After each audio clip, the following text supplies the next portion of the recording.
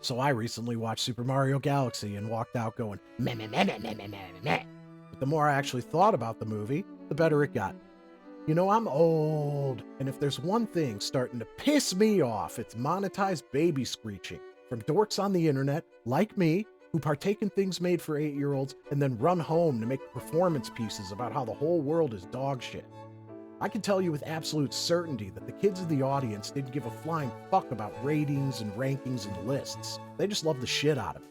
And meanwhile, my own opinion has slowly gone from meh meh meh meh meh meh meh meh meh to Understand that when I walked out of the theater, I found myself annoyed at even the basic concept of these movies.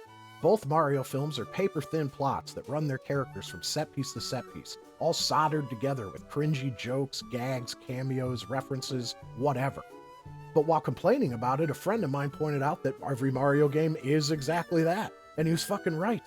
When looked at it in the proper context, Mario Galaxy is like a perfect adaptation of its equally senseless source material. And there are a lot of improvements over the first movie. For starters, almost no unwelcome, heinous pop songs. The movie even dares to use a teeny tiny little microscopic bit of Mario music. Maybe by part 3, lightning will strike someone's brain, and they'll build the entire movie around these songs. Hey, listen, huh? This song should have been the overture that played during the film's opening scene. Instead, it's just somewhere. Now eat this mushroom, motherfucker. Think of who you believe is the greatest musician of your lifetime, okay? You got it? The Mario music is gonna outlive all that shit. I'm so terribly sorry for your loss. This is the epiphany that still eludes the people in charge of these films. It has objectively been both movies' biggest mistake. And oof, I hope the people making Zelda have fucking figured this shit out. Another major improvement is Bowser. Instead of being Jack Black as Bowser, Bowser is just himself, a megalomaniac lunatic who flip-flops between good, evil, violence, and insecurity. The same positive can be said about Mario. Chris Pratt has done something subtle here, and he's faded more into the role. I'm grateful. And those are the two characters that needed tweaking. Charlie Day's Luigi and Toad were already perfect. Safdie is great. Anna Taylor-Joy and Brie Larson are always good in anything, but like everyone else in the movie, they don't really have much to work with here.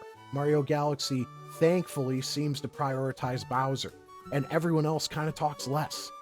I mean, they've done it. Screenwriter Matthew Fogel delivered a script that is deceptively stupid and shallow, but upon reflection is filled with all sorts of clever shit.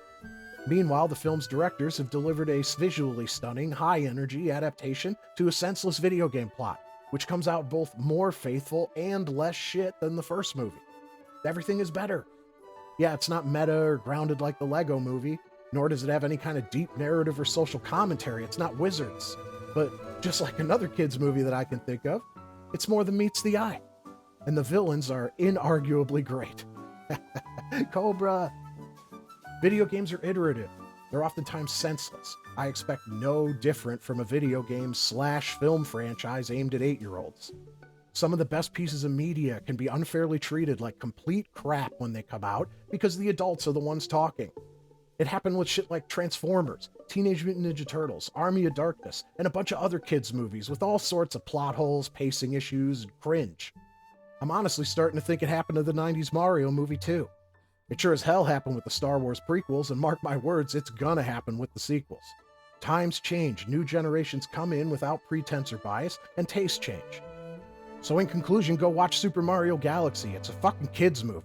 And it's a lot like this quote from George Carlin. Fuck these boomers, fuck these yuppies, and fuck everybody now that I think of it. 10 out of 10.